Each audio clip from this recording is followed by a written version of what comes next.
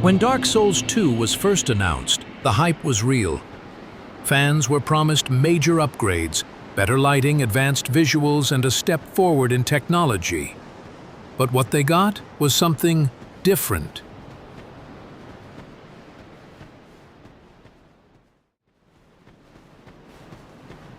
The earliest demos of Dark Souls 2 showed off rich dynamic lighting and environmental effects. Torches mattered, shadows danced, and the world felt alive. But by release, much of that visual ambition was gone. Lighting was toned down, textures were flatter, and the torch mechanic, once core to exploration, became basically optional. To many, it felt like a bait and switch.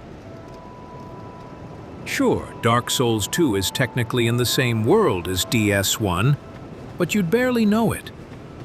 Most of the legendary characters from the original game are gone, reduced to myths and vague references. What players got instead was a mostly standalone story, fine on its own terms, but disappointing for fans hoping for deep continuity. Many players expected Dark Souls 2 to be Dark Souls 1 with a new coat of paint. What they got was a much more RPG-heavy experience. Stats like adaptability, which affects your roll speed and invincibility frames, confused veterans. The combat demanded more planning. Damage types, stamina management, spacing, and pulling enemies strategically. That meant if you charged in swinging a greatsword like you did in DS1, you were probably going to get wrecked, and some people hated that.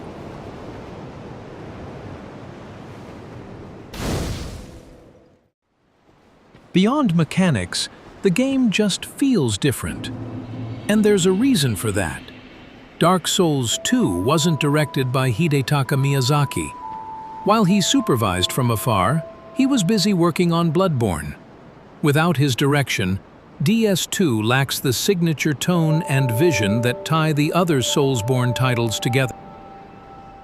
The world of Dark Souls 2 is inconsistent. And not just narratively, geographically too. The most infamous example? Taking an elevator from a poison-filled windmill straight into a lava castle. Or walking through a misty forest that suddenly leads to a thunderstorm around a Gothic castle. Biomes feel slapped together, not organically connected like in DS1. It's a result of the game's troubled production, and it shows. Some areas look beautiful. Heidi's Tower of Flame, for example.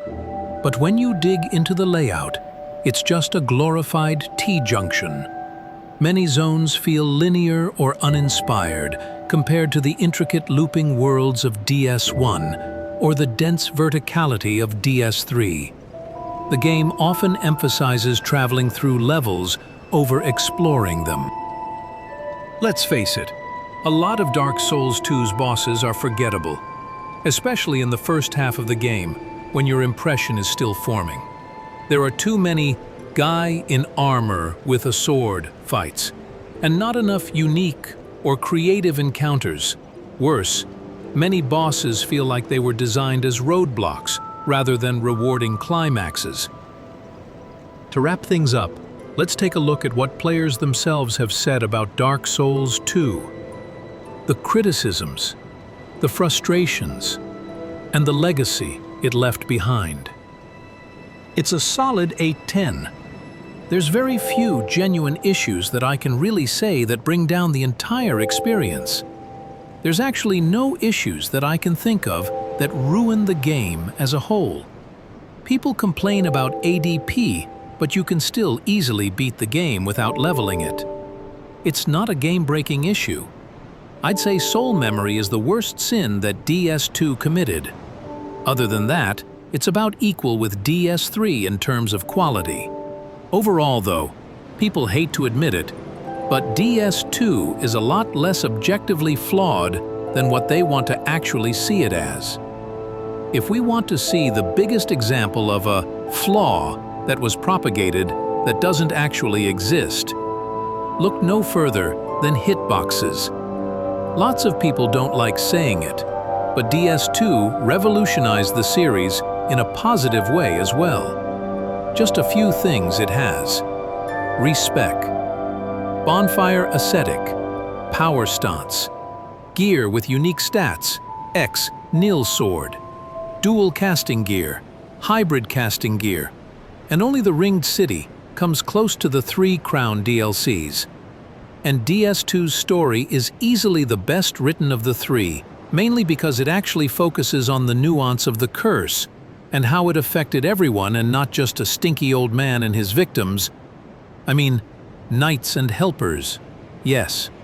It also added Ivory King, but that'd be unfair if I included him.